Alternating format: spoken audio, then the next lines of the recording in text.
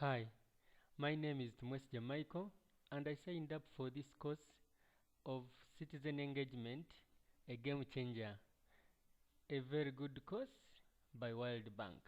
Now, as a requirement of this course to design a project of citizen engagement, I looked at Uganda and then decided to design a project about translating the constitution and the key policies into local languages for massive civic literacy. Now, you realize that uh, basically lack of knowledge always creates fear. And therefore, because most people don't understand what is in these documents of the government, they tend to fear and then they don't engage themselves in anything to do with in governance. Now, this project is going to be implemented by I Know Uganda. Now, and I Know Uganda is a civil society. It's very, very important to note that citizen engagement is not a game changer or is not a game of sum of zero, but a two-way communication between citizens and the government. Now, this is a key statement. This is a guide statement that will guide me throughout my project. And then this would mean I will consider this statement in my concept, design, planning, implementation, and finishing phases of my project. In this project, therefore, we need to know what problem at hand. What am I addressing? What am I trying to eradicate? Now, I understand in Uganda, the literacy rate levels are high, actually close to 40%. This means that people do not know what is written in the constitution and what are the key documents in the government and what is found in those key documents. These may include the policy documents, these different acts, consider the constitution, and therefore because of this, there is commonly what we call the fear to talk. For we must know that ignorance always makes people fear to talk. Now, I'm trying to bring in this project to create a situation whereby fear must be conquered through acquisition of knowledge. Now, we realize that also actually the official language of Uganda is English. But then that does not mean that every Ugandan speaks English. We have over 52 languages. And again, this is also associated actually with high levels of illiteracy. So, if people do not know how to read English and write English, but they are able to read and write their local languages, this means that all documents which are written in English, they are not going to access the information and understand it. And if they don't understand the information, then how do you expect them to participate in governance issues? Therefore, we have to translate the key documents of the government into local languages. And in case there was maybe like the info center for government, then it would be very fine. And maybe people would access that information. And people are always very busy. So even giving time to study, maybe be in class and read and write and whatever, study the documents like the constitution, time may not be there. But again, according to what I found out, for the last 10 years, the time I've spent in these issues of projects, I have found out that documents of the government are very expensive if you are to even to access them. Maybe a few documents which are on the internet, now you consider like in Uganda, how many are able to access the internet? Even those who are able to access, data is very expensive. If that is expensive, how do you expect someone, even when he goes to the internet, he goes in for the last kind of result of reading the government documents? It could be maybe Facebooking, social networking, but not necessarily reading the government documents.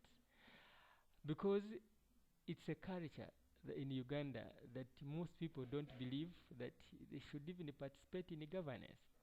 Now, because of these issues raised above, it has remained the notion of to whom it may concern.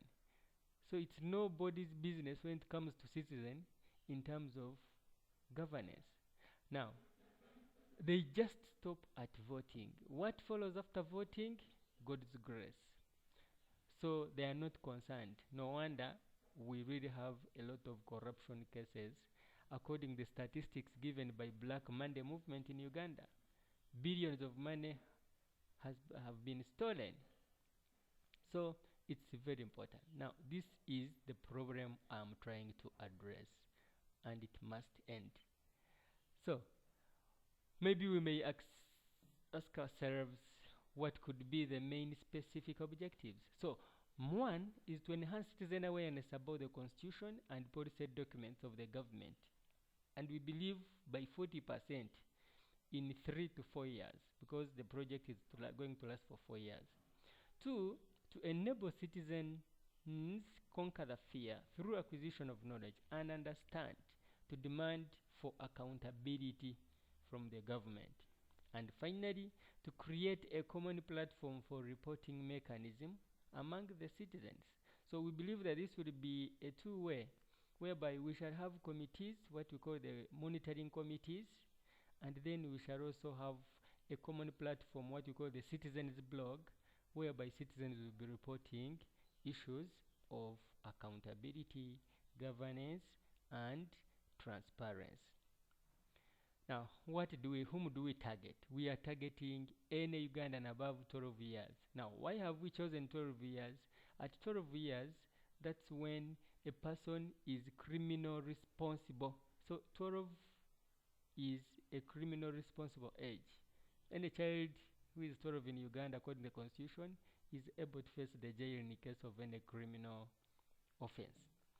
And of course, we shall have to consider the fact that everybody should be considered as long as he's above 12 years. Inclusiveness, no sectarianism, no discrimination of any kind apart from age limit.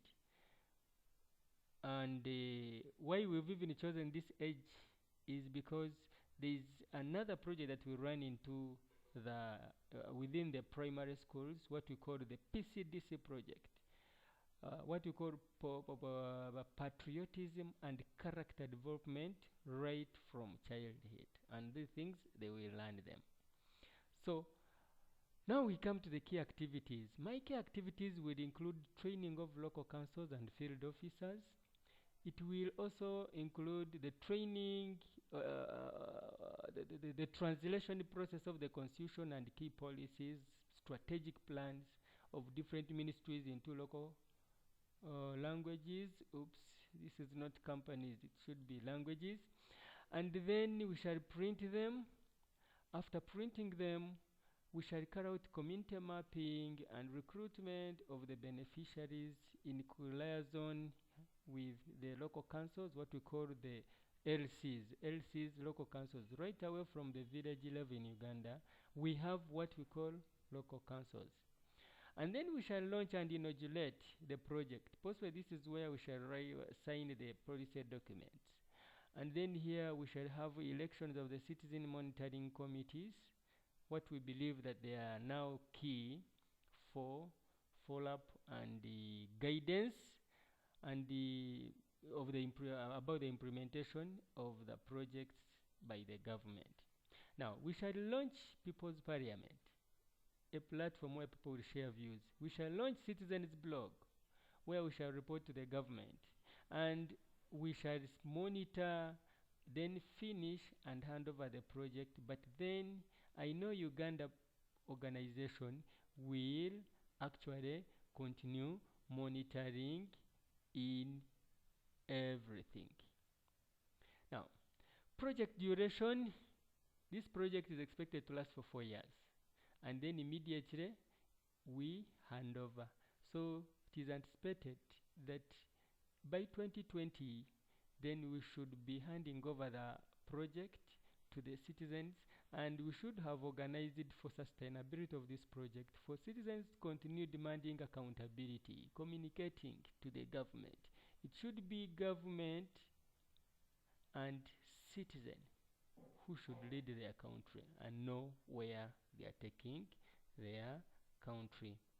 Now, there are key milestones in my project, and the key milestones include the signing of the project document, the launching of translated and printed documents to the citizens, the launching of the project, training and distribution of print materials, launching of the People's Parliament, election of the citizen monitoring committees, and then the launching of citizens blog and publishing the very first article on the blog, and then finish and hand over. We believe that the following indicators will be the metrics to know whether we've succeeded or whether we have failed. Now we shall look at how many citizens that will actively participate in training and finish the training by local councils. And this should be verified by attendance registers. How many people that actively participate in the People's Parliament will be the second indicator. How many booklets are distributed to the beneficiaries and signed for? And lastly, how many monitoring committees are created and inaugurated by I Know Uganda organization? So these are the key project indicators. Possibly for any project you are interested to know impact, what impact is intended to be achieved, to achieve in the long run, short run, medium. Now, this actually makes the accomplishment of our logic model of the project. Now, one, increased citizen watch and participation in governance, and we believe this should increase by 40% in 4 years. Then citizen awareness about governance issues. Then increased feedback from citizenry. Of course, the blog will do a lot of work. And then increased demand for accountability from the leaders by the citizens. All in all, the key issue is about increased citizen engagement. And please, we look at practices of best governance by the government. We believe this project is a key project, and if well implemented, if well designed, and if well handed over, this is a project that will create an ideal Uganda, the Uganda that everybody loves to be in. Thank you very much for listening. I wish you good luck, but above all, I wish you peace. For it's peace that everybody is longing for. Peaceful mind, peaceful families, peaceful countries, peaceful physical and emotional and psychological beings, and everything then will be according to our plan. Thank you very much.